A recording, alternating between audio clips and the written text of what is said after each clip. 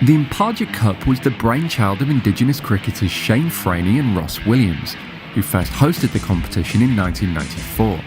Back then it was just an annual cricket match between Alice Springs and Tennant Creek, but it has since grown into a national sporting event that embraces all aspects of Indigenous culture. The Victorian team heads off to Alice Springs in February, but before they departed, a cap presentation ceremony was organised to farewell the group. The Sledge went along to find out more.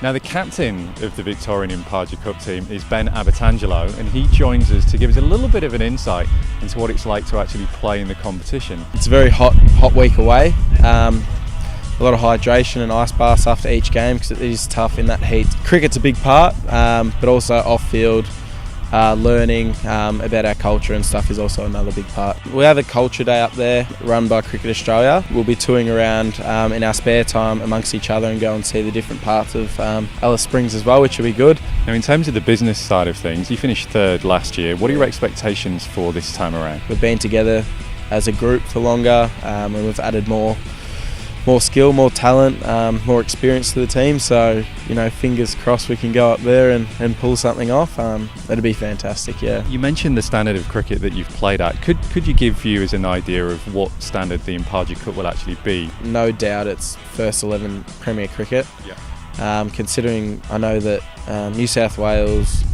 and Queensland have got 4 or 5 guys each that are playing state second 11 cricket. It is tough, and it is in the high performance now as well, so there's a lot more expectation, but that just means bigger and better things, I guess. We now have the great pleasure of being joined by the very first Victorian Imparja Cup player, Barry Firebrace. When I first went away, I captained the team at 21, and there was a lot of guys in their mid to late 30s that went away that you're sort of promoting out there, and there's only sort of the group that we had, but now a lot of young, really talented cricketers are coming through, and just the skills just are amazing. The biggest thing for me personally is just around the culture.